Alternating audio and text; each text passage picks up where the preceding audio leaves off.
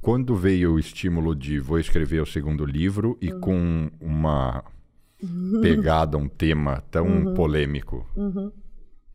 Assim, Que no fundo eu particularmente não acho polêmico, mas eu sei que, em geral... Quando a gente mexe em estrutura, é sempre polêmico, né? É do ser humano, inclusive biologicamente, nós somos feitos para poupar energia, né? Então a gente... Vamos no fácil, deixa como tá, não vamos questionar. E eu adoro questionar, eu adoro. Então, eu lembro uma época que eu trabalhava e aí eu queria fazer academia na hora do almoço, eu voltava com o cabelo molhado e alguém falou assim, voltar com o cabelo molhado...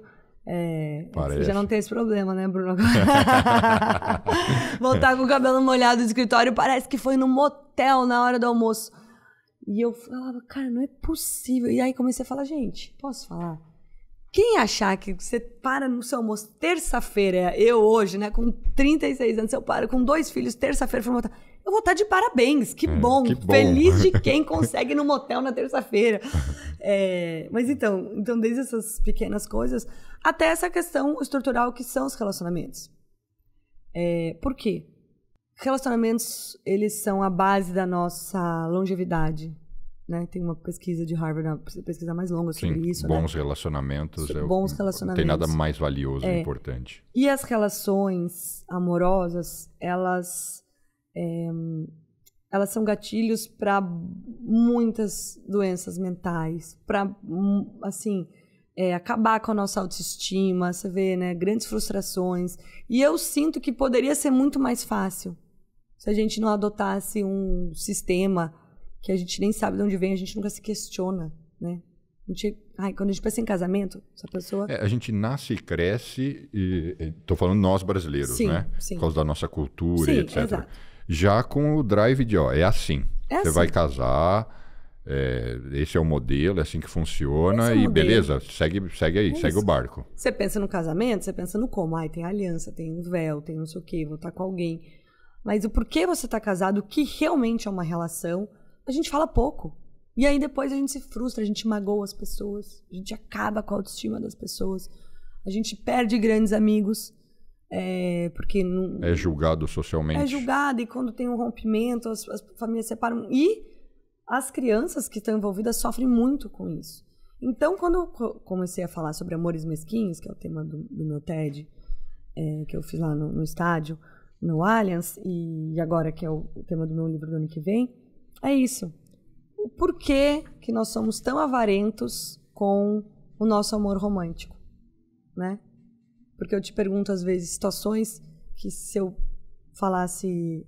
se a sua amiga, sua prima passasse por isso, né? Uma viagem, você vai numa viagem. A gente fica feliz e muitas vezes quando é o nosso parceiro ou parceira, a gente não quer. A gente, de alguma maneira, boicota. A gente, de alguma maneira, quer fazer que aquela situação não seja tão boa. Eu não li o livro, mas eu assisti a sua palestra no TED. E a gente também conversou aqui uns minutos antes. O ponto alto do livro, ou vamos dizer, o mais sensível, é quando você aborda o seguinte assunto. As pessoas não são perfeitas, elas erram, inclusive nos relacionamentos pessoais de casal. Eu ia falar homem-mulher, mas pode ser homem-homem, mulher-mulher, não importa, né? As relações amorosas. Elas erram, as pessoas não são perfeitas e é uma ilusão.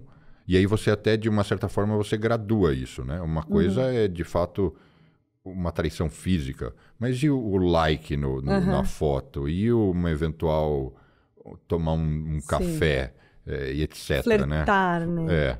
Você gradua isso e eu, por não ter lido o livro, porque eu percebo assim, você não está dizendo ali o que é certo e o que é errado, você só está dizendo o seguinte...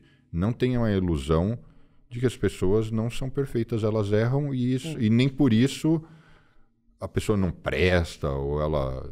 Porque assim, são dados, né? Eu brinco, você para 100 pessoas na rua, pergunta, você já traiu, foi traído ou conhece alguém que traiu? 100 pessoas vão dizer que sim. E aí se você pergunta aqui, alguém já traiu? Ninguém vai levantar a mão.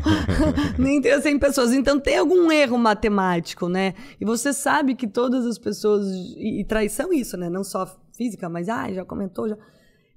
porque a gente está vivo, né? E o ser humano... Poxa, é um animal o animal, né? Porque a gente é um animal. Extremamente sexuado. Extremamente.